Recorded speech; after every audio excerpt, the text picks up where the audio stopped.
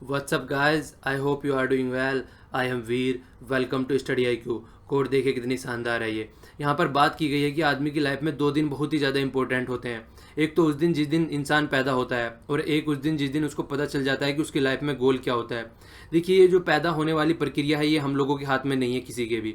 ठीक है, पर लेकिन जो ये वाली प्रक्रिया है जिस दिन हम लोग अपना गोल डिसाइड करते हैं ये कम्प्लीटली हम लोगों के हाथ में है.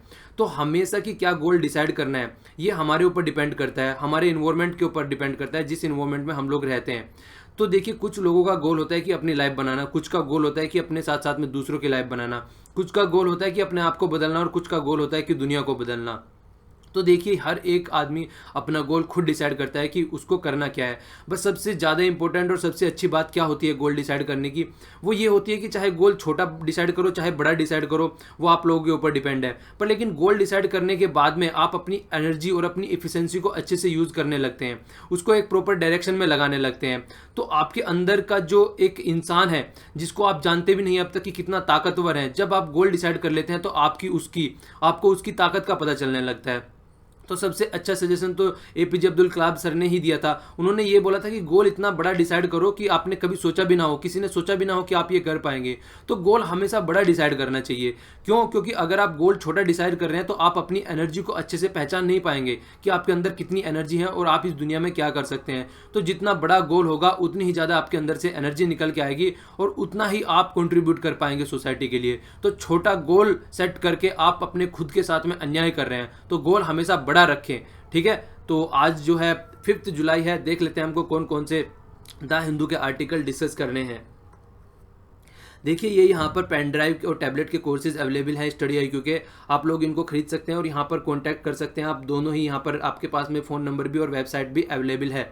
ये अब तक कोर्स दूसरे एग्जामों के लिए थे लेकिन अब यहाँ पर यूपीएससी के लिए भी अवेलेबल है. ये कोर्स बनाए गए हैं भूमिका मैम के द्वारा, गौरव सर के द्वारा और महिपाल सर के द्वारा. तीनों ने कंप्लीट कोर्स प्रिपेयर किए हैं. देखिए, जिस तरीके से एक बहुत ही बड़ा टैक्स रिफॉर्म हुआ है जीएसटी के बारे में, तो आप लोग सभी मतलब जानते हैं कि देखिए, पोस्ट इंडिपेंडेंट सबसे बड़ा टैक्स रिफॉर्म है ये. जिस तरीके से टैक्स रिफॉर्म हुआ है मतलब ये हर एक आदमी की लाइफ को इम्पैक्ट डालने वाला है. तो इसलिए अब डे बाय डे इस तरीके के आर्टिकल आया करेंगे, क्या रेट चेंज हो रहे हैं, किस एरिया में क्या इम्पैक्ट डाल रहा है. बहुत से अच्छी बातें हैं जीएसटी की, लेकिन इसके साथ में बहुत से सारे क्रिटिसिज्म भी निकल के आते हैं. कई सारे क्रिटिसिज्म है कि टाइम नहीं दिया गया है, जिस तरीके से इंप्लीमेंट करना था एक प्रॉपर वे में चीज़ों को हैंडल करके नहीं चला गया है. जीएसटी इंप्लीमेंट होने के बाद में भी लगभग 40 से 45% जो गुड्स हैं वो अब भी आउट ऑफ द जीएसटी हैं अकॉर्डिंग टू द इकोनॉमिस्ट. तो इस तरीके की कई सारी चीज़ें निकल के आती हैं कि हमने इंप्लीमेंट तो किया है पर लेकिन इस तरीके का जीएसटी इंप्लीमेंट नहीं किया है जिस तरीके की जीएसटी के बारे में बात चल रही थी. कि वन टैक्स की बात चल रही थी ऑल ओवर इंडिया, ऐसा कुछ नहीं निकल के आ रहा है. यहाँ पे कई सारे टैक्स रेट निकल के आ गए. तो जो बातें चल रही थी वो बातें नहीं निकल, वही बातें मतलब अपोजिट डायरेक्शन में निकल के आ रही है. वो सबसे बड़ी बात थी कि देखिए, ये जो है एक डेस्टिनेशन बेस्ड टैक्स होने वाला है. आप लोगों को याद रखना है, मतलब अगर कहीं भी कोई भी प्रोडक्ट बन रहा है, अगर कोई प्रोडक्ट दिल्ली में बन रहा है और वो प्रोडक्ट बेचने के लिए भेजा गया है तमिलनाडु में, तो तमिलनाडु गवर्नमेंट को उसका फायदा पहुंचने वाला है.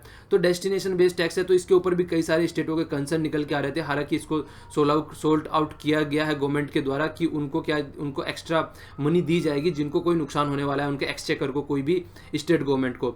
तो इस तरीके से डे बाय डे में इस तरीके के आर्टिकल आया करेंगे, तो हम लोग डे बाय डे थोड़ा थोड़ा उसके बारे में जानेंगे. तो आप लोगों को जीएसटी के बारे में मतलब डेली इन्फॉर्मेशन मिलती रहेंगी तो क्लियरिटी होगी.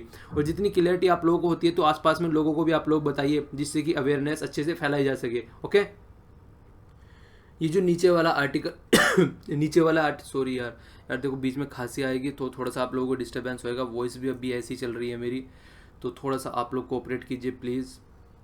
बीच बीच में डिस्टर्बेंस होता रहेगा आप लोगों को, उसके लिए सॉरी. तो देखिए, ये वाला आर्टिकल जो है वो चाइना से रिलेटेड आर्टिकल है. ठीक है, तो चाइना ने अपनी कैपिटल मार्केट ओपन कर दी है. तो इससे क्या फ़ायदा होने वाला है चाइना को, चाइना की मार्केट में जितनी स्टेबिलिटी रहनी थी कहीं ना कहीं स्टेबिलिटी आनी स्टार्ट हो जाएगी. तो उन सब चीज़ों के बारे में आर्टिकल डिस्कस किया गया है. इस वाले आर्टिकल को भी हम लोग देखेंगे अच्छे से. ये वाला आर्टिकल जो है देखिए, टेररिस्ट एक्टिविटी 2 तरीके की यहाँ पे बताई गई है. एक तो देखिए इंटरनल होती है, जिस तरीके से किसी भी कास्ट की 2 कास्ट की आपस में हो जाती है, उसमें से एक डोमिनेटेड कास्ट रहती है और दूसरी कास्ट के ऊपर हावी पड़ जाती है. ठीक है, जिस तरीके की बहुत सारी आज की डेट में सोसाइटी में देखने को मिल रहा है. खासकर यहाँ पे जो जिक्र किया गया है वो दलित के लिए किया गया है. ठीक है, तो इस तरीके की बात यहाँ पर की गई है. और दूसरी बात जो की गई है, जो आउटसाइड से टेररिस्ट एक्टिविटी होती हैं, तो ये बोल रहे हैं कि जो आउटसाइड से टेररिस्ट एक्टिविटी होती हैं वो अपनी जगह है जो भी हैं, पर लेकिन इंटरनल टेररिस्ट जो एक्टिविटी इस तरीके की जो आज की डेट में हो रही है एक दूसरे के समुदायों के खिलाफ, वो बिल्कुल गलत है। उसका बिल्कुल भी एक तरीके से मतलब वो एक इतना मतलब एक तरीके से देखा जाए तो जो बाहर वाली है उसको किसी न किसी तरीके से टैकल किया जा सकता है बहुत आसानी से, पर लेकिन जो इंटरनल वाली है वो बहुत ज़्यादा प्रॉब्लम क्रिएट कर सकती है। तो जो फोकस होना चाहिए जो मैक्सिमम की किस तरीके से इंटरनल स्टेबिलिटी होनी चाहिए, वही बात है ना। देखिए हम खाना बाहर से खाते हैं वो किसी न किसी तरीके से खाते हैं, लेकिन अगर हमारा पेट में कुछ गड़बड़ हो जाए, उसमें दर्द होने लगे या फिर कुछ कोई भी प्रॉब्लम हो जाए, तो बोला जाता है कि अगर पेट सही है तो पूरी बॉडी सही है, तो अगर पेट सही रहता है तो पूरी बॉडी सही रहती है। तो इसी तरीके से अगर हमारा इंटरनल ऑर्गन हमारी खुद की कंट्री की इंटरनल स्ट्रक्चर ही सही नहीं है तो फिर प्रॉब्लम क्रिएट हो जाती है। तो मोर फोकस होना चाहिए किस तरीके से इस तरीके की एक्टिविटी जो इंटरनल सोसाइटी में चल रही है उनको टैकल करके चलना है हम लोगों को। ये वाला आर्टिकल है पर्शियन गल्फ से रिलेटेड है, यहाँ पे आप लोगों को मैप भी दिखाया जाएगा और क्या दुनियादारी में चल रहा है यहाँ पे, खासकर कतर वाले इशू से और ईरान का जिक्र किया गया और इंडिया और ईरान के रिलेशन के बारे में बात की गई। जिस तरीके से हम वहाँ पे अपना पोर्ट भी डेवलप कर रहे हैं, पर लेकिन जो इनकी डिपेंडेंसी होती जा रही है आज की डेट में, वो एक अलग ही नज़रिया निकलता हुआ आ रहा है ईरान का। तो ईरान के बारे में और इंडिया के रिलेशन पे पूरा फोकस दिया गया है और बीच बीच में और कई सारे इशू, कतार इशू और फिर मतलब जो ऑयल डिप्लोमेसी है उसके बारे में जिक्र किया गया। आर्टिकल को देखेंगे हम लोग अच्छे से। ये वाला जो आर्टिकल है यहाँ पे नजीम जैदी जी जो कि हमारे चीफ इलेक्शन कमिश्नर थे वो रिटायर हो गए हैं, उनकी जगह नए चीफ इलेक्शन कमिश्नर आ गए हैं जिनका नाम है, आप लोगों को फोटो भी यहाँ पे देखने को मिल रहा है, ये है अचल कुमार ज्योति, ये हमारे नेक्स्ट चीफ इलेक्शन कमिश्नर हैं। अब आप लोगों के लिए क्वेश्चन है ये कौन से नंबर के chief election commissioner of India हैं, एक तो ये बताना है आप लोगों को। इसके अलावा देखिए जो इनका यहाँ पे इंटरव्यू है, जो यहाँ पे इंटरव्यू आप लोगों को चल रहा है, तो यहाँ पे इंटरव्यू में इन्होंने कई सारी मुद्दों को डिस्कस किया है। उससे पहले मैं आप लोगों को बता देना चाहता हूँ, देखिए जो इलेक्शन कमिश्नर ऑफ इंडिया होता है वो हमारे यहाँ पर इलेक्शन कराता है, किस किस के इलेक्शन करवाता है। तो जो इलेक्शन होते हैं देखिए हमारे यहाँ पे 2 लेवल में होते मैक्सिमम, मतलब हमारे यहाँ पे पहले तो आप लोगों को लेवल बता दो, 3 लेवल पे इलेक्शन चलते हैं, एक तो सेंटर के लेवल पे, दूसरे स्टेट के लेवल पे और तीसरे चलते हैं पंचायत लेवल पे। तो जो ऊपर वाले दोनों इलेक्शन है ये वाले किसके अंडर में आते हैं, ये हमारे आते हैं इलेक्शन कमिश्नर ऑफ इंडिया के अंडर में, और ये स्टेट के अंडर में आते हैं। तो ये स्टेट के अंडर में आते हैं, आप लोगों को याद रखना है। यहाँ पे हमारा सेंट्रल जो इलेक्शन कमिश्नर है वो पार्टिसिपेट नहीं करता है, ये सारे स्टेट के अंडर में रहते हैं, उनको खुद को अपना इलेक्शन कंडक्ट कराने होते हैं इस वाले एरिया में। ओके, तो ये आप लोगों के लिए इन्फॉर्मेशन है। इसके अलावा देखिए जो इलेक्शन कमिश्नर है उसकी पावर वगैरह जो चीज़ें आती हैं, कंपोजिशन क्या क्या है चीफ इलेक्शन कमिश्नर की, ये सारी जो आती हैं यहाँ पर ये आर्टिकल 324 के अंदर आती है। तो इस तरीके के आर्टिकल पूछ लिए जाते हैं। खासकर आप लोगों को देखिए 2-3 चीज़ें और याद रख सकते हैं इसके साथ में कि किस किस के इलेक्शन कराते हैं, उसमें कई सारी बातें इंटरनली पूछ ली जाती हैं, जैसे कि पार्लियामेंट के इलेक्शन कराते हैं, मैंने आप लोगों को बताया, सेंटर के कराते हैं, स्टेट के कराते हैं। इसके अलावा अगर आप लोगों से पूछा जाए तो प्रेसिडेंट के इलेक्शन कराते हैं और वाइस प्रेसिडेंट के इलेक्शन कराते हैं।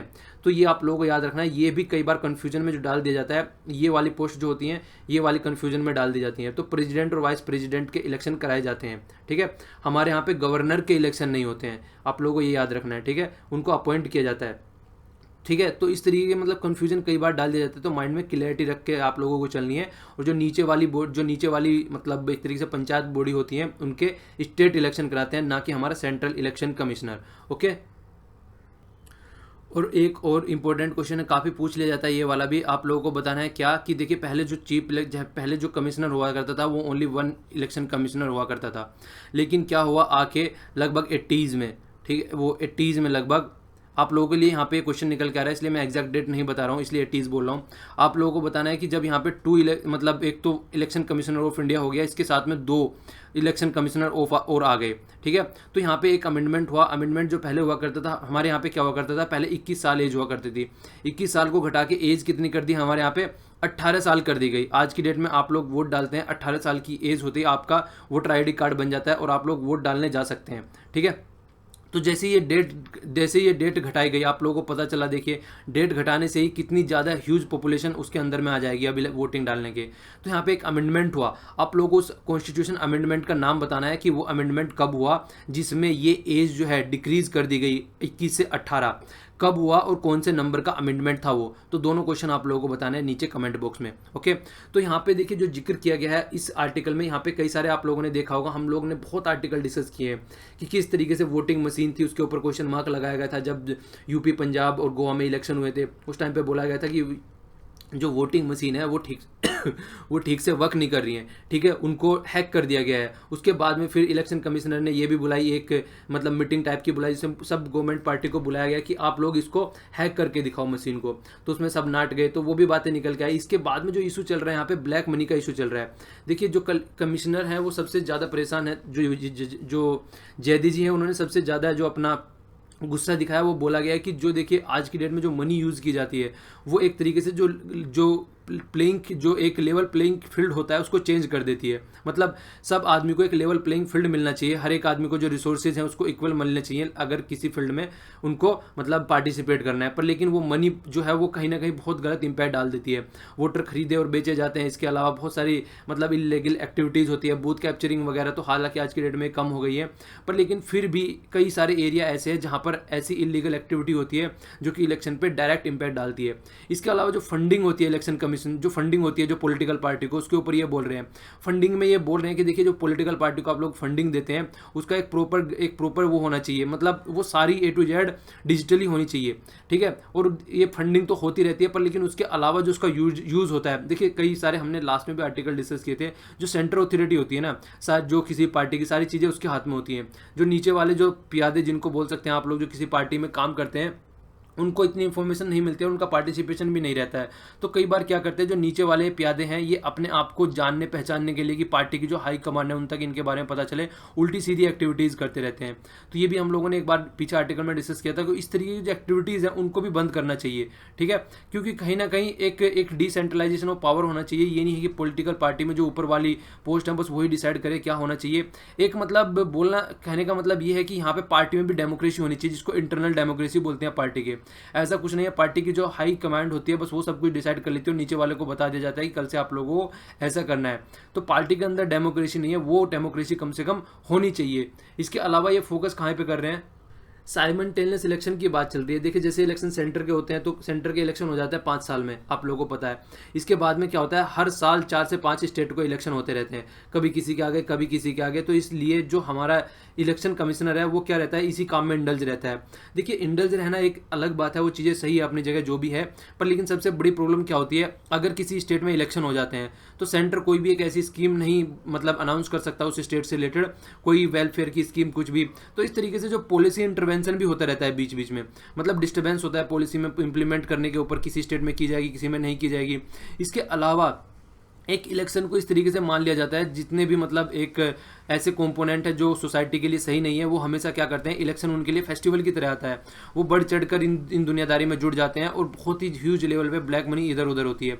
तो कहीं ना कहीं ये हमारी इकोनॉमी को बहुत ज़्यादा इम्पैक्ट पहुंचाता है। जितनी ब्लैक मनी इकट्ठी कर ली जाती है वो सारी इलेक्शन में बाहर आ जाती है और यूज़ हो जाती है। तो ये भी बात बोली जाती है कि कहीं ना कहीं अगर साइमल्टेनियस इलेक्शन होंगे, कि सेंटर के साथ में स्टेट के भी इलेक्शन हो जाएंगे, तो उसका कुछ ना कुछ तो फायदा निकल के आएगा। तो इस तरीके के व्यूज़ भी डिस्कस किए जाते हैं कई बार। इसके बारे में आप लोगों को पहले भी आर्टिकल हम लोग डिस्कस कर चुके हैं। तो कई सारे इश्यूज निकल के आते हैं। तो ये बोल रहे हैं चैलेंजेस हैं कई सारे इस तरीके के, तो उनको टैकल करके चला जाएगा आने वाले टाइम में। बस ये है कि जो चैलेंजेस होने चाहिए, देखिए कोई भी काम अगर इम्प्लीमेंट करना है, कोई भी रूल और रेगुलेशन ला अगर इंप्लीमेंट करना है, तो सबसे बड़ी बात क्या होती है, सबसे बड़ी बात होती है मतलब पॉलिटिकल विल। अगर पॉलिटिकल विल है तो कोई भी काम आसानी से हो सकता है। अगर पॉलिटिकल विल नहीं है तो इलेक्शन कमिश्नर ओनली बोल सकता है, वो रूल एंड रेगुलेशन थोड़ी ना बनाएगा। रूल एंड रेगुलेशन तो लेजिस्लेटिव बनाएगी। जब तक लेजिस्लेटिव नहीं कहेगी कि हमको कोई रूल और रेगुलेशन बनाना है, तब तक थोड़ी ना कोई काम चल पाएगा।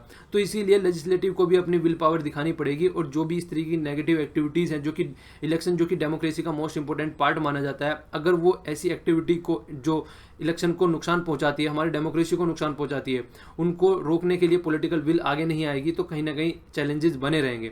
तो सबको मिलकर काम करना चाहिए, सबको अपने अपने एरिया में अच्छे से वर्क करना चाहिए अगर इस तरीके के चैलेंजेस को आप लोगों को टैकल करना है, ठीक है। तो कहीं ना कहीं ये कंप्लीट आप लोगों को इंटरव्यू इस तरीके से डिस्कस किया गया है। ये वाला आर्टिकल हैंड रूम से रिलेटेड है, इस वाला आर्टिकल को भी देखेंगे। ये वाला आर्टिकल जो है यहाँ पर जिक्र किया गया है वही सब गाँव और गायें सब दुनियादारी चल रही है, तो ये हमारे लिए इम्पोर्टेंट नहीं है। आइए अब आगे चलते हैं। देखिए ये वाला ये वाला आर्टिकल जो है, ये चाइना ने अपनी जो कैपिटल है उसको ओपन कर दिया, एक तरीके से जो बॉन्ड मार्केट है उसको ओपन कर दिया गया है, तो उसके बारे में जिक्र किया गया है। देखिए अब तक चाइना को कई तरीके से मतलब चाइना के ऊपर ब्लेम लगाए जाते थे, किसके द्वारा, खासकर यूएसए के द्वारा और भी मार्केट के द्वारा। बात क्या आती थी निकल के, बात ये आती थी, अगर कोई भी देखिए, अगर आप कोई सामान खरीद रहे हैं तो दो बातें होती हैं। एक तो बात ये होती है कि मतलब आप लोग क्या करेंगे, हमेशा क्वालिटी देखेंगे सामान की, और दूसरा क्या देखेंगे, प्राइस देखेंगे सामान की। तो एक बार को अगर अगर आज की डेट में सोसाइटी के बारे में जिक्र किया जाए तो क्वालिटी पे ज़्यादा फोकस नहीं किया जाता है, देखा जाए तो मतलब एक तरीके से प्राइस पे ज़्यादा फोकस किया जाता है, क्योंकि जो हमारी मिडिल सोसाइटी है वहाँ पे मैक्सिमम जो प्रॉब्लम रहती है वो प्राइस को लेकर रहती है। तो फोकस की जाती है कि कोई नहीं, सस्ता खरीद लेते हैं, आगे चल के अगर कोई ख़राब हो जाएगा तो फिर से खरीद लेंगे। अगर क्वालिटी को कोई महंगा खरीद लिया, अगर उसमें कोई प्रॉब्लम हो गई तो दिक्कत हो जाती है। ये कहीं ना कहीं मेंटेलिटी चलती रहती है, और इस मेंटेलिटी का फ़ायदा चाइना हमेशा उठाता है। ठीक है, वो क्या करता है, अपने प्रोडक्ट की जो क्वालिटी है उस पर फोकस नहीं देता जाता है, बस उसके प्राइस पे बड़ा फोकस देता है। प्राइस जो है वो बिल्कुल डिक्रीज़ कर देता है। तो उसके प्राइस की डिक्रीज़ की वजह से क्या होता है, जो वर्ल्ड की मार्केट है उनमें प्रॉब्लम होने लगती है। तो हर एक, अगर मैन्युफैक्चरिंग फील्ड की मैक्सिमम जो एरिया में देखा जाए, चाइना के प्रोडक्ट बहुत ही मतलब लो क्वालिटी के रहते हैं, और बहुत ही लो चीप प्राइस भी रहता है उनका। तो इसीलिए ये क्या करते हैं, वर्ल्ड की मार्केट में अलग अलग तरीके से इम्पैक्ट डालते हैं, जिसकी वजह से यूएस से भी काफ़ी परेशान रहता है। और क्या करते हैं, ये अपनी करेंसी डिप्रिशिएट कर देते हैं। मतलब अगर कोई प्रोडक्ट वहाँ पे 5 रुपये का मिल रहा था अब तक, तो वो अब प्रोडक्ट मतलब जो दूसरी करेंसी है उसके कंपेयर में वो और भी सस्ता मिलने लगेगा। तो क्या करेंगे, देखिए हर एक आदमी क्या चाहता है कि ज़्यादा से ज़्यादा प्रॉफिट हो। तो ये इस तरीके से अपनी जो करेंसी है उसको मतलब उसमें वॉलेटिलिटी बनती रहती थी इनकी, कभी उसको डिक्रीज़ कर देते थे, कभी उसको डिप्रिशिएट, कभी अप्रिशिएट कर देते थे। तो इस तरीके की जो चीज़ें बनी रहती थी उससे जो पूरा इंपैक्ट पड़ता था इकोनॉमी पे, वो देखिए चाइना आज की डेट में एक ह्यूज इकोनॉमी है, तो उसका इंपैक्ट ऐसा नहीं है चाइना के ऊपर पड़ेगा, वो और ओवरऑल इकोनॉमी वर्ल्ड के ऊपर पड़ेगा आज की डेट में। और जब से चाइना की करेंसी, आप लोगों को पता है चाइना की करेंसी अब जो है उसकी जो आईएमएफ की बास्केट में भी ऐड हो गई है। तो चाइना आज की डेट में एक वर्ल्ड करेंसी बन चुकी है। तो इसलिए एक स्टेबिलिटी होना कहीं ना कहीं बनता है। अगर स्टेबिलिटी नहीं रहेगी तो एक ऑल ओवर वर्ल्ड पे उसका इंपैक्ट आज का देखने को मिलेगा, जिस तरीके से चाइना आज की डेट में एक ह्यूज इकोनॉमी बन चुका है। तो आगे डिस्कस जो किया जा रहा है, देखिए जैसे ये इन्होंने डिसीजन लिए हैं इस तरीके के ओपन करने के, तो ये कहीं ना कहीं एक अच्छी बात मानी जा रही है। क्यों? क्योंकि चाइना की जो मार्केट है वो कहीं ना कहीं कनेक्ट हो पाएगी वर्ल्ड की मार्केट के साथ में अच्छे से। अगर वर्ल्ड की मार्केट के साथ में अच्छे से कनेक्ट हो पा रही है तो एक स्टेबिलिटी भी निकल के आएगी। क्यों? क्योंकि आप अपने घर में अगर रहते हैं तो घर में आप मूड बना सकते हैं कि आज काम नहीं करना है, आज कोई काम, आज ये नहीं करना है, आज परसों वो नहीं करना है, ठीक है। पर लेकिन अगर बात निकल के आती है, आप किसी कंपनी के साथ में जुड़ जाते हैं, आपका अगर खुद का कोई बिजनेस है, आप बोलेंगे कि मान लीजिए आज आपको दुकान नहीं लगानी है, आप बोलेंगे कि आज हमको दुकान नहीं लगानी है, अगर दुकान लगाते हैं, या फिर कोई रेडी वगैरह पे अगर कोई सामान बेचता है तो वो बोलेगा आज मेरा मन नहीं है। पर लेकिन अगर किसी एमएनसी में वर्क कर रहा है तो वहाँ मूड और दुकान और मन का बात नहीं चलेगी, वहाँ पे एमएनसी के हिसाब के रूल और रेगुलेशन चलने पड़ेंगे और स्टेबिलिटी बनानी पड़ेगी अपने मूड में। भले ही आपका मन हो या ना हो, आपको काम करना ही करना पड़ेगा, भले ही आप बीमार हो आपको काम करना ही करना पड़ेगा। तो इस तरीके की एक्टिविटी निकल के आती है, तो वो क्या होती है कि स्टेबिलिटी बन जाती है, स्टेबिलिटी बन जाती है और उससे आदमी मोर इफिशिएंट भी हो जाता है, ठीक है। तो कहीं ना कहीं जो ये वर्ल्ड की मार्केट के साथ में कनेक्ट अपने आप को करेंगे तो इनके अंदर भी एक स्टेबिलिटी निकल के आएगी। और जब स्टेबिलिटी मार्केट में दिखती है तो फॉरेन इन्वेस्टमेंट भी आने लगता है। इन्वेस्टर भी हमेशा उसी चीज़ पे फोकस करते हैं जहां पर एक स्टेबिलिटी दिखती है।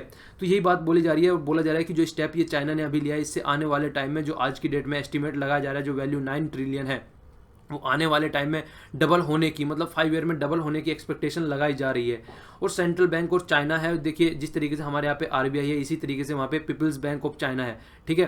तो आरबीआई के साथ में आप उसको कंपेयर कर सकते हैं। तो वो भी एक तरीके से जो लिक्विडिटी होती है मार्केट में, उसके ऊपर फोकस रखे हुए हैं अपना।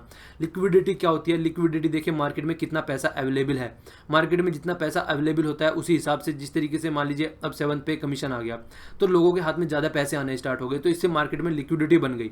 इसको कहते हैं लिक्विडिटी, मतलब लोगों के हाथ में कितना पैसा है और कितना वो सामान को खरीद सकते हैं। तो लिक्विडिटी मार्केट में अगर बनती है तो वो बहुत ही ज़्यादा डिमांड और सप्लाई पे इंपैक्ट डालती है। तो उस पर भी फोकस देके बैंकों को चलना होता है। जिस तरीके से हमारे यहाँ पे आरबीआई अपनी पॉलिसी डिसाइड करता है, हर एक बैंक अपनी पॉलिसी डिसाइड करता है। अगर लिक्विडिटी पॉलिसी को टाइट कर दिया जाए तो मार्केट में पैसा नहीं रहेगा, ठीक है। मार्केट में पैसा नहीं रहेगा, अगर उसको हल्का कर दिया जाए तो मार्केट में पैसा बन जाएगा। तो इसी के ऊपर फोकस दिया जाता है खासकर बैंकों का, ठीक है। तो इसके अलावा देखिए आज की डेट में अगर ये स्टेबिलिटी हो जाती है, अगर इनके बॉन्ड में भी स्टेबिलिटी हो जाती है, सब जगह स्टेबिलिटी हो जाती है, तो डेवलप कंट्री के साथ में इनका एक तरीके से डायरेक्ट एक कंपटीशन आ जाएगा। और इसके बाद में ये कोई सोचने वाली बात नहीं है। अगर स्टेबिलिटी मार्केट में बनती है तो बाहर से और ज़्यादा यहाँ पर, मतलब जो बाहर से इन्वेस्टमेंट है और ज़्यादा यहाँ पर आना स्टार्ट हो जाएगा चाइना में, ये माना जा रहा है। तो चाइना की मार्केट देखिए कहीं ना कहीं आज की डेट में मतलब कंपेयर होती है बहुत अच्छे लेवल पे किसके साथ में, यूएसए के साथ में। यूएसए के साथ में चाइना की मार्केट का बहुत टाइम से कंपेयर करके चला जाता है। अगर देखा जाए तो कई सारी बातें और भी निकल के आती है। देखिए चाइना के में भी कई सारे स्टॉक एक्सचेंज है। जिस तरीके से यहाँ पे बात की गई है संघाई की और शिंजियान की स्टॉक एक्सचेंज, ये कनेक्टेड हो गए थे हांगकांग स्टॉक एक्सचेंज से 14 और 16 में। इसी तरीके से इंटरनेशनल रिकॉग्निशन चाहिए इनको कई सारे एरिया में, जिससे कि पता चल सके कि हमारे यहाँ पे स्टेबिलिटी है और हम अच्छे लेवल पे वर्क कर रहे हैं मिलकर। यहाँ पर कुछ फ़ायदे बताए गए हैं। फ़ायदे क्या होने वाले हैं चाइना को इससे अगर आने वाले टाइम में अगर देखा जाए तो देखिए सबसे बड़ी बात तो है फॉरेन इन्वेस्टमेंट ज़्यादा आने वाला है। फॉरेन इन्वेस्टमेंट बहुत अच्छे लेवल पे निकल के आएगा। यहाँ पे बोरोइंग जो है उनका पोटेंशियल और ज़्यादा निकल के आएगा चाइना का। इंटरनेशनल कैपिटल देखिए सबसे बड़ी बात क्या होती है, करेंसी स्टेबलाइज हो जाती है। अगर करेंसी में एक अच्छी स्टेबिलिटी आ जाती है तो फिर इससे सारी चीज़ें कनेक्ट हो जाती हैं, इनफ्लो बढ़ने लगता है, मार्केट में स्टेबिलिटी रहती है, एक तरीके से जो इन्वेस्टर है उनका ट्रस्ट बढ़ने लगता है। और इसी तरीके से मतलब एक सारी स्टेबिलिटी अगर चल के चलती है तो लंबे टाइम का एक वो नहीं कहते लंबे रेस का घोड़ा बन जाता है इससे इकोनॉमी। अगर डे बाय डे कुछ ना कुछ उल्टा सीधा होता रहता है, जिस तरीके से चाइना की स्टॉक मार्केट जो है 2015 में क्रैश हो गई थी तो बिल्कुल गड्ढे में चीज़ें आ गई थी, तो उन सब चीज़ों से साइड में हो जाती हैं फिर चीज़ें। अगर एक स्टेबिलिटी बन जाती है तो बहुत सारे इंपैक्ट निकल के आते हैं फिर उसी बेस पे। और जब से इंक्लूड किया गया है जो आईएमएफ की जो बास्केट है उसमें इसको इंक्लूड किया गया। अच्छा ये बताइए आईएमएफ की बास्केट में कितनी करेंसी है आज की डेट में, एक तरीके से जिनको हार्ड करेंसी भी आप लोग कहीं ना कहीं बोल सकते हैं, ठीक है। तो नीचे कमेंट बॉक्स में उसका आंसर दीजिएगा आप लोग, ठीक है। इसके अलावा देखिए चाइना की जो करेंसी है वो बूस्ट होगी और वही बात है युआन में स्टेबिलिटी आएगी और चाइना की मार्केट में भी स्टेबिलिटी आएगी, जो कि बहुत ज़्यादा वोलेटिलिटी देखने को मिल रही थी। एक ट्रांसपेरेंसी होएगी जिससे कि ये बार बार डिप्रिशिएट कर देते थे या फिर अपना प्रोडक्ट बेचने के लिए कई सारे स्टेप लेते थे, तो वो इस तरीके की एक्टिविटी को मतलब रोका जा सकता है। अब चाइना को एक रेस्पॉन्सिबल कंट्री के रूप में वर्क करना पड़ेगा, ठीक है। तो देखिए ये सारी चीज़ें चाइना की हैं, पर लेकिन ये मेरा बताने का पर्पज सबसे पहला ये था कि आप इसको कंपेयर कर सकें कि अगर इंडिया भी यहाँ पे पार्टिसिपेट करती है तो ये सारी चीज़ें इंडिया में भी देखने को मिलेगी। तो आप इसको इकोनॉमी को कंपेयर कर सकते हैं। तो चाइना के पॉइंट ऑफ व्यू से ही नहीं देखना, आपको ओवरऑल हिसाब से इसको देखना है, ठीक है। चलिए इंडिया के पॉइंट ऑफ व्यू से आप अपने कमेंट नीचे बॉक्स में लिखिए, अगर इंडिया की करेंसी होती है तो इंडिया को क्या फ़ायदा होता है, इंडिया की मार्केट को एनालाइज कीजिए। आपको एग्रीकल्चर एंगल भी ऐड करके चलना है क्योंकि हमारी मोस्ट इकोनॉमी एग्रीकल्चर के ऊपर डिपेंड करती है और खास करके इसमें आप फोकस कर सकते हैं, मैन्युफैक्चरिंग फील्ड पे फोकस कर सकते हैं, प्राइमरी सेकेंडरी और टर्सरी सेक्टर पे फोकस कर सकते हैं। तो इस तरीके से आप अपने व्यूज़ नीचे कमेंट बॉक्स में दीजिएगा, okay. Harsh we Pant ji के द्वारा आर्टिकल लिखा गया है, ये एक प्रोफेसर हैं तो इनके द्वारा ये आर्टिकल लिखा गया है। आर्टिकल पे जो फोकस है वो कहाँ पर फोकस है, यहाँ पर फोकस है पर्शियन गल्फ पर।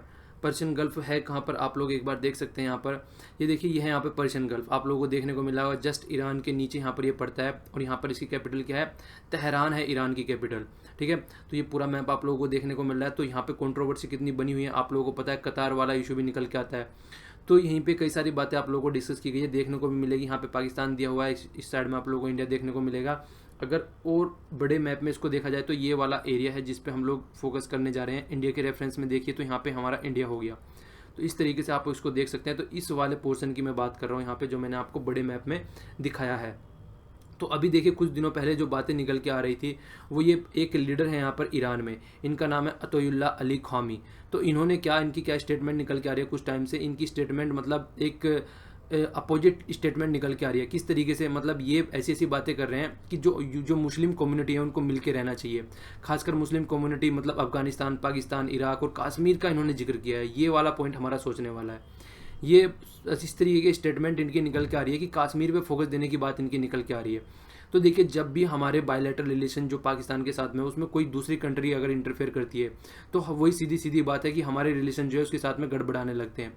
अगर कोई हम सबको हमने वर्ल्ड में बताया कि हमारे ये बायलैटरल रिलेशन है, हम और पाकिस्तान आपस में मिलकर सोल्व करेंगे, हमको किसी तीसरी कंट्री के इंटरफेयर इसमें नहीं चाहिए। हम हमेशा से इस बात के बारे में जानते हैं। पर लेकिन जो जिस तरीके के इनके कमेंट निकल के आ रहे हैं ये बोल रहे हैं कि हमको सेफ गार्ड करना है मुस्लिम कम्युनिटी को। इसके अलावा ये बोल रहे हैं कि कमिटमेंट और जो रेस्पॉन्सिबिलिटी है वो एक सेंस दिलानी है जो मुस्लिम कम्युनिटी के यूथ है, उनको बताना है कि क्या आपकी कमिटमेंट है, क्या आपकी रेस्पॉन्सिबिलिटी है, ठीक है। पर लेकिन जो आर्टिकल लिखने वाले हैं वो बड़े ही सही ढंग से ये बातें बता रहे हैं कि देखिए ये जो इनको कमेंट है ये इनके इंटरनल कमेंट है, इन पे दूसरी कंट्री को क्या रिएक्शन देना है वो उनको खुद डिसाइड करना चाहिए। ये नहीं है जो इन्होंने कमेंट दे दिए तो दूसरी कंट्री भी उसी तरीके से रिएक्शन दे रही है। दूसरी कंट्री को उस तरीके से रिएक्शन बिल्कुल नहीं देना चाहिए, उसको अपनी इंटरनल पॉलिटिक्स को समझना चाहिए, अपना इंटरनल रिलेशन को समझना चाहिए, उसके बाद में रिएक्शन देना चाहिए। और खासकर इंडिया की ये तारीफ कर रहे हैं, इंडिया हमेशा ऐसा ही करती है। इंडिया और जो ईरान के रिलेशन है देखिए वो बहुत ही इंपॉर्टेंट रिलेशन भी माने जा सकते हैं। एक तरीके से देखा जाए इंपॉर्टेंट रिलेशन कई तरीकों से हम लोग इनको मान सकते हैं। देखिए जिस तरीके से चाइना क्या कर रहे हैं यहाँ पर गवादर पोर्ट डेवलप कर रहा है, इसी तरीके से हम यहाँ पे चाबहार डेवलप कर रहे हैं। चाइना वो पाकिस्तान और अफगानिस्तान के रिलेशन आप लोग जानते हैं आज की डेट में अच्छे नहीं चल रहे हैं।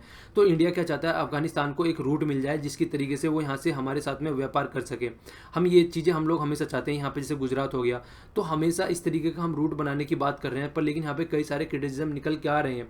वो क्रिटिसिज्म क्या है, वो क्रिटिसिज्म ये है कि हम लोग इंगेज होने की बात कर रहे हैं इनके साथ में ज़्यादा लेवल पर लेकिन जो कमेंट निकल के आ रहे हैं वो उस लेवल के नहीं है। तो ये देखिए, ये बोल रहे हैं राइटर लिखने वाले कि हमको ज़्यादा फोकस हसन रूहानी जी पर देना चाहिए, वो एक रिफॉर्मिस्ट मैन है और उनके ऊपर हमको ज़्यादा फोकस देना चाहिए, इस तरीके के इंसान के ऊपर ज़्यादा फोकस नहीं देना चाहिए। ठीक है, क्योंकि देखिए वो अभी जीत कर भी आए हैं, तो असली पावर उनके हाथ में है, तो इसलिए हमको उन पर ज़्यादा फोकस देना चाहिए। अगर आज की डेट में ईरान की सिचुएशन देखी जाए तो वो ज़्यादा अच्छी भी नहीं है, खासकर जिस तरीके से सऊदी अरेबिया के कमेंट निकल के आते हैं और जब से डोनाल्ड ट्रंप चुन के आए उनके कमेंट निकल के आते हैं, तो वो भी बातें सोचने वाली हमारे लिए हो जाती है कि ईरान के साथ में किस तरीके के रिलेशन हमारे होना चाहिए। और खासकर कतार इशू को ले लीजिए, जब से सऊदी अरेबिया ने इजिप्ट, बहरीन और यूएई ने मतलब एक तरीके से डिप्लोमेटिक टाई जो कट कर दी है किसके साथ में, कतर के साथ में, तो उसके ऊपर और कई सारे इशू निकल के आए हैं। उन्होंने क्या बोलते हैं, कई पॉइंट भी दिए, उन्होंने लिस्ट दी कि क्या क्या एक तरीके से कतर को करना चाहिए अगर उनको डिप्लोमेटिक टाई सही करनी है अपने वाले एरिया में। मतलब कहने का ये है, अगर कतर चाहता है कि जो इसके आसपास वाली कंट्री है उसके साथ में सही से मिलजुल कर रहे हैं, तो उसको क्या करना चाहिए, उसको ये करना चाहिए जो कि यहाँ पे ये बोलने जा रहे हैं। उनको क्या करना चाहिए, ईरान के साथ में अपनी टाई जो है वो ख़त्म कर देनी चाहिए। इसके साथ में जो मुस्लिम ब्रदरहुड है, एक तरीके की ऑर्गेनाइजेशन है, तो ये भी एक मतलब ये चाहते हैं कि इस तरीके के साथ में भी ये मतलब ज़्यादा कॉन्टैक्ट ना बना के रखे। और जो अल जजीरा है न्यूज़ जो चैनल है जिसकी वजह से सारी बातें निकल के आई है, हम लोगों ने कल भी डिस्कस किया था इसके बारे में। मैंने आप लोगों को बताया था कि देखिए जो ये न्यूज़ चैनल है इसकी वजह से भी कई सारे कन्फ्यूजन क्रिएट हो गए हैं, ये माना जा रहा था। तो जो सऊदी अरेबिया चाहता है कि इस न्यूज़ नेटवर्क को बंद कर दिया जाए, तो पर लेकिन कतर ने साफ साफ मना कर दिया ये सारी बातें मानने से। तो कहीं ना कहीं रियाद जो है, जो सऊदी अरेबिया की कैपिटल है, रियाद जो कैपिटल का नाम लिया जाता है, कहीं ना कहीं वो फ्रस्ट्रेट हो जाएगा और वो और ज़्यादा प्यूनिटिव मेजर लेने की कोशिश करेगा वो कतर के खिलाफ। ठीक है, तो कतर के खिलाफ और ज़्यादा इस तरीके के स्टेप्स लिए जा सकते हैं। तो सऊदी अरेबिया और ईरान की इंगेजमेंट जो है कई जगह एरिया में और भी इनस्टेबिलिटी ला सकती है, जैसे बहरीन हो गया, सीरिया हो गया, यमन हो गया और इराक में हो गया अगर देखा जाए। तो इस तरीके की में ये कई जगह इंगेज भी हैं अपोजिट में एक दूसरे के, और कई जगह साथ में भी हैं, तो वहाँ भी कई और ज़्यादा प्रॉब्लम क्रिएट की जा सकती है। ठीक है, और ईरान की पार्लियामेंट पे अभी अटैक हुआ 7 जून को, तो उन्होंने डायरेक्ट बिना सोचे समझे बोल दिया, ब्लेम कर दिया सऊदी अरेबिया को। तो देखिए इस तरीके की अगर सिचुएशन निकल के आती है, सीधी सी बात ये निकल के आती है कि और ज़्यादा टेंशन रिलेशन में हो जाएगी। तो और जो इस तरीके के जो कमेंट किए जा रहे हैं, जो यहाँ पे ये अतुल्ला खान जी हैं, इनके द्वारा जो कमेंट किए जा रहे हैं, तो ये कश्मीर को लेकर देखिए इनके कमेंटों को कहीं ना कहीं इंडिया को और सऊदी अरेबिया की जो देखिए इंडिया के जो रिलेशन है ना, इंडिया को कहीं ना कहीं एक कनेक्टिंग लिंक भी माना जाता है। इंडिया के रिलेशन सब कंट्री के साथ में अच्छे हैं, सऊदी अरेबिया के साथ में भी अच्छे हैं, यूएई के साथ में भी अच्छे हैं, जिनके साथ में मान लीजिए चाइना के साथ के रिलेशन किसी के साथ में अच्छे नहीं है, इंडिया के सबके साथ में मैक्सिमम रिलेशन अच्छे ही रहते हैं। क्योंकि इंडिया एक मतलब किसी की इंटरनल पॉलिटिक्स में ज़्यादा इंटरफेयर नहीं करते हम लोग। तो कई सारे और भी रीज़न है उसके। तो देखिए ये क्या बोल रहे हैं कि जिस तरीके से इंडिया के रिलेशन है सऊदी अरेबिया के और एक तरीके से यूएई के, ये पसंद नहीं आ रहे हैं इनको, तो ये इसलिए भी कमेंट करते हैं। तो वो उनके इंटरनल कमेंट है। और खासकर जो हमारे लिए सोचने वाली बात वो ये है, जब ईरान सपोर्ट करता है पाकिस्तान को, तब हमारे लिए सोचने वाली बात आ जाती है, जिसमें ऑर्गेनाइजेशन ऑफ इस्लामिक कॉरपोरेशन है, इसमें सपोर्ट करता है, तो तब हमारे लिए सोचने वाली बात आ जाती है। इस ऑर्गेनाइजेशन के बारे में थोड़ा सा आप लोग देख लीजिए, यहाँ पर आप लोगों को समझ में आएगी। ये नहीं है, 1 मिनट रुकिए। ये देखिए ये ऑर्गेनाइजेशन है 1969 में बनाई गई थी। इसमें 57 मेंबर कंट्री हैं। ऑर्गेनाइजेशन आप लोगों को देखने को मिल रही होगी। ये क्या था, एक तरीके से मुस्लिम जो वर्ल्ड है उसकी एक कलेक्टिव वॉइस बनाने की बात चल रही थी। मतलब सेफ गार्ड द मतलब जहाँ मुस्लिम कम्युनिटी पे कोई भी प्रॉब्लम हो रही है ऑल ओवर वर्ल्ड में, तो कैसे कैसे उनमें पीस और हारमोनी लेके आनी है, किस तरीके से सबको साथ मिलकर चलना है, किस तरीके से मतलब जो यूथ हैं उनका माइंड डेवलप करना है, उन पर फोकस देकर चलना है। तो इसलिए बनाया गया था। हालांकि इसका जो सर्व आज की डेट में दिख रहा है वो किसी और ही डायरेक्शन में दिख रहा है। जिस पर्पज़ के लिए बनाया गया था वो पर्पज़ नहीं दिख रहा है। और इनका रिलेशन यूएन के साथ में भी है और यूरोपियन यूनियन के साथ में भी है। जो लैंग्वेज है यहाँ पे अरबिक, इंग्लिश और फ्रेंच बोली जाती है। ठीक है, तो जो फॉर्मेशन हुआ था वो आप लोग याद रख सकते हैं। 1969 में इसका फॉर्मेशन हुआ था। किस लिए हुआ था वो भी मैंने आप लोगों को बता दिया कंप्लीट। तो देखिए ये इस तरीके की ऑर्गेनाइजेशन में हमेशा अगर साथ देता है ईरान, किसका, उसका पाकिस्तान का, तो फिर सोचने वाली बात हो जाती है इंडिया के लिए। अब यहाँ पे टाई की बात की गई है सॉरी।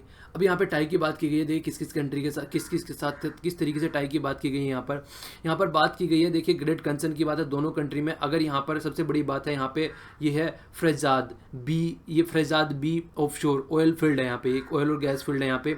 ये अब तक इंडिया को ओएनजीसी को देने की बात चल रही थी, पर इसमें कहीं ना कहीं डिले होता हुआ जा रहा है। चाहे इसमें कोई मतलब एक तरीके से जल्दबाजी नहीं दिखा रहा है, ईरान बहुत ही आराम से काम कर रहा है यहाँ पे। और भी कई सारे कॉन्ट्रैक्ट हैं इनके साथ में, जो देखा जाए कॉन्ट्रैक्ट वो ढंग से साइन करने के मूड में नहीं दिख रहा है उस तरीके से जिस तरीके से पहले चीज़ें स्टार्ट हो रही थी। हमारे साथ में जो ये फिर इसके मतलब इसके साथ में जो वर्क करने की बात चली थी इस फील्ड के साथ में, फ्राज जी ऑफ सोर्स फील्ड के साथ में, मतलब इससे बाद में इन्होंने रशिया के साथ में एक साइन किया और पूरा उसको कंप्लीट भी कर दिया, ठीक है। पर लेकिन जो हमारे साथ में जो साइन किया और कंप्लीट कर दिया वो अब तक डीले करते हुए आ रहे हैं। तो ये तो देखिए और भी ज़्यादा बात सोचने वाली बात हो जाएगी, क्योंकि जिस टाइम पे ईरान का आइसोलेशन किया गया था यूएसए के द्वारा, उस टाइम पे हमने इनका खूब मिलकर साथ दिया, हम इनसे पीछे नहीं हटे। पर लेकिन आज की डेट में अगर इस तरीके की बातें चल रही है तो ये सोचने वाली बात है। और इसके बाद में चाहबार पोर्ट जो हम डेवलप कर रहे हैं, ऐसा भी कुछ नहीं दिख रहा है कि ये मतलब इसमें भी स्लो पेस आ रहा है, वो तो एक बात है। इसके अलावा ऐसा भी इंडिकेट निकल के आ रहा है ईरान के साथ में कि पाकिस्तान और चाइना भी इसमें मतलब आकर इसमें पार्टिसिपेट कर सकते हैं, ऐसा नहीं है कि ये ओनली इंडिया को दे रखा है। तो इस तरीके की बातें भी निकल के आ रही है। तो इंडिया देखिए अगर बात निकल के आ रही है इस तरीके की एक्टिविटी की, तो कहीं ना कहीं इंडिया के लिए बहुत ही सोचने वाली बात हो जाती है, क्योंकि इंडिया इसको मान के चल रहा है कि जो चाहबार पोर्ट है वो एक आंसर है ग्वादर पोर्ट का चाइना का। और इसके अलावा जो लैंडलॉक कंट्री है अफगानिस्तान, उसको भी कहीं ना कहीं एक वे मिल जाएगा जाने के लिए, जो मतलब सी में जाने का उसको भी एक रास्ता मिल जाएगा जो लैंडलॉक कंट्री है। तो ये बात निकल के आ रही है। अगर इस तरीके से एक्टिविटी होती रही तो फिर सोचने वाली बात तो आई जाएगी निकल के कि कैसे इसको टैकल करना है। तो देखिए बोल रहे हैं कि इंडिया को इग्नोर करना चाहिए जो ये अतुल्ला खान जी हैं, इनके कमेंट को खासकर कश्मीर पे, और रूहानी जी के साथ में अपने कॉन्टैक्ट बना के रखने चाहिए, बायलैटरल इशू को आगे लेके चलना चाहिए, ठीक है। तो जो फालतू की चीज़ें हैं उसमें अपना टाइम वेस्ट नहीं करना चाहिए।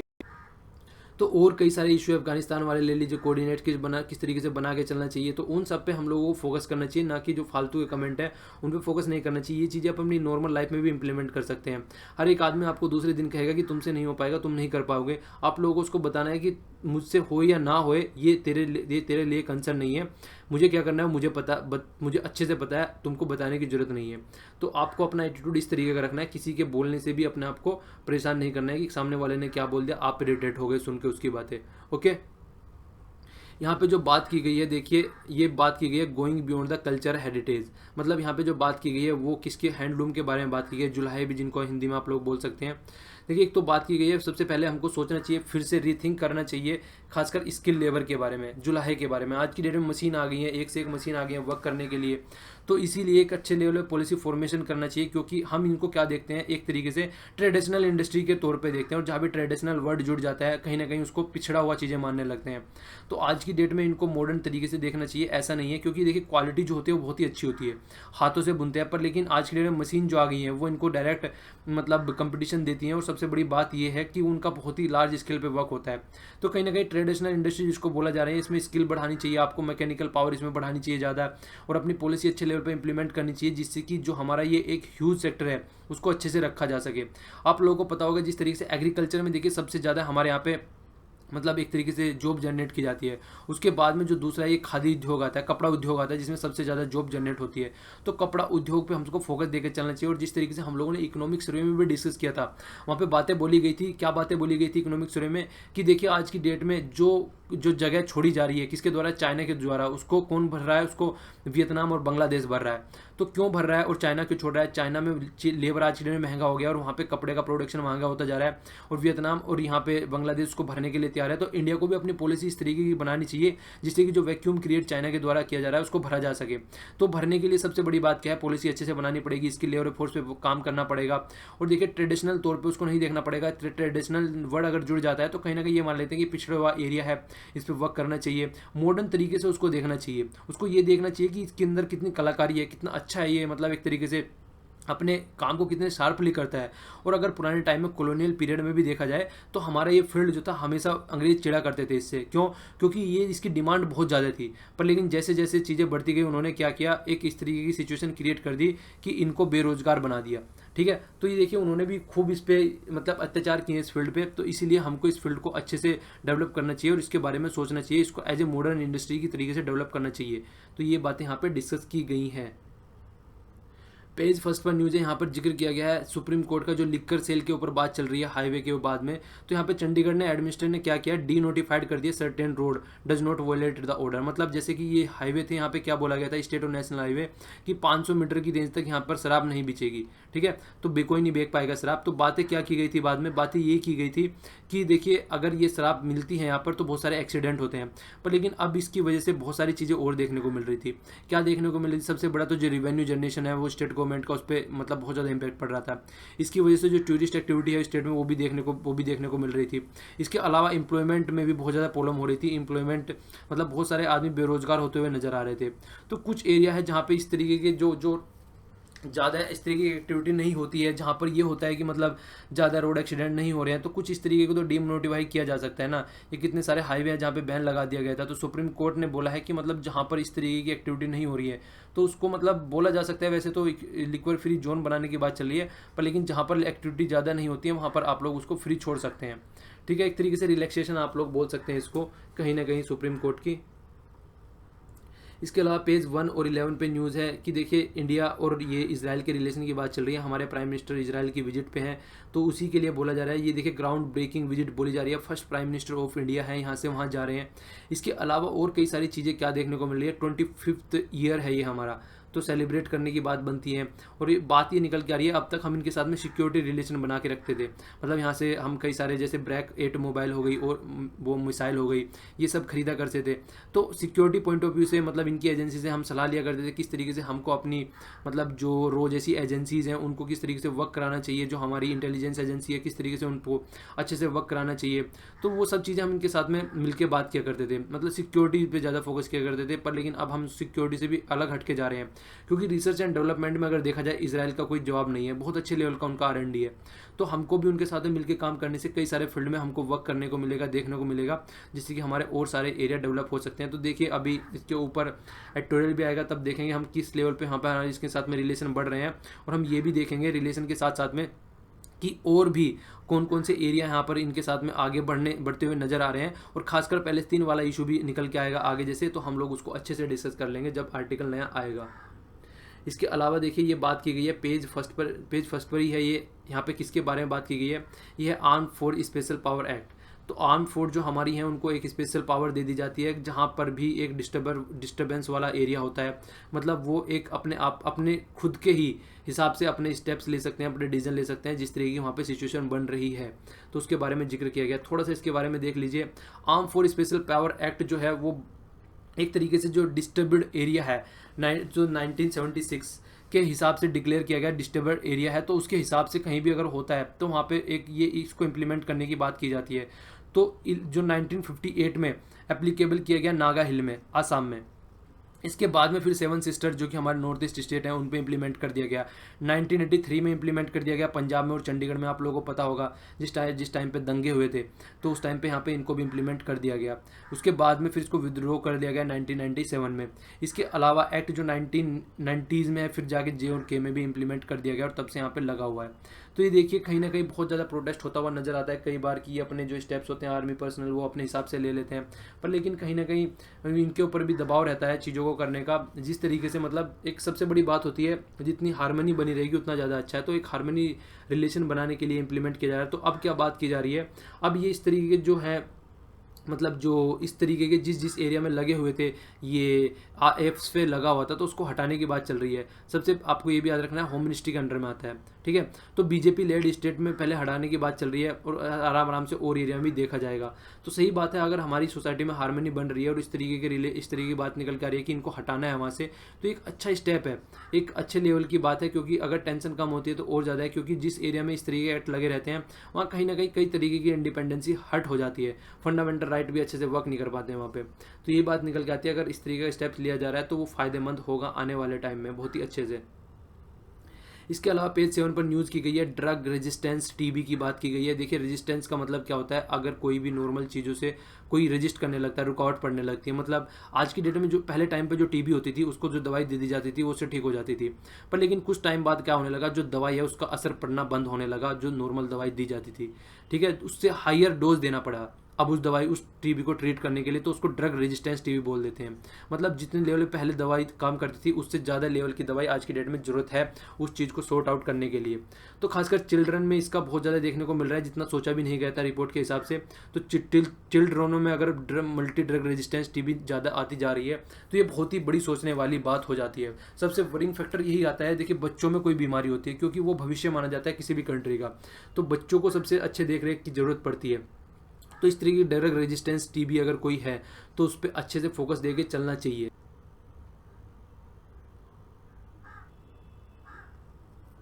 तो यहाँ पर आप लोग देख सकते हैं अगर 76,000 चिल्ड्रन को यहाँ पे टेस्ट किया गया और 5,500 जो है टीबी से वो ग्रसित पाए गए, 9% MDR टीबी निकल के आ रही है। और जो एरिया यहाँ पे दे रखे हैं इंडिया, चाइना, रसिया, पाकिस्तान और यूक्रेन में 60% टीबी पाई जाती है। यहाँ पे डेफिनेशन दे रखी है जो मैंने आप लोगों को अभी बताई, जहाँ पे फर्स्ट लेवल की दवाई वर्क करना बंद कर देती है और सेकंड लेवल की दवाई मतलब वर्क करना स्टार्ट करती है, इसको बोलते हैं MDR, ठीक है ना, जिसको बोलते हैं मल्टी ड्रग्स। देखिए मल्टी ड्रग्स की बात चल रही है, रेजिस्टेंस टीबी मतलब रेजिस्ट करने लगती है ड्रग्स को। तो देखिए इस पे सोचना पड़ेगा वरना प्रॉब्लम होती आगे और भी ज़्यादा प्रॉब्लम हो जाएगी।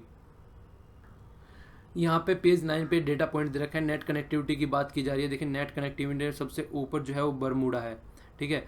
उसके बाद में जो दूसरे नंबर पे है वो आइसलैंड है, ठीक है। इसके बाद में लग्जमबर्ग है, फिर रसिया है, फिर ब्राज़ील है, फिर साउथ अफ्रीका है, फिर चाइना है। तो इंडिया की रैंक देखिए कहाँ पे निकल के आ रही है यहाँ पे, ठीक है। तो यहाँ पे रैंक दे रखी है ऊपर की टॉप 3 तो आप लोग याद रख ही सकते हैं। फिर नीचे इंडिया जो 26% है ओनली, फिर नीचे तो और भी ज़्यादा नीचे होती हुई जा रही है।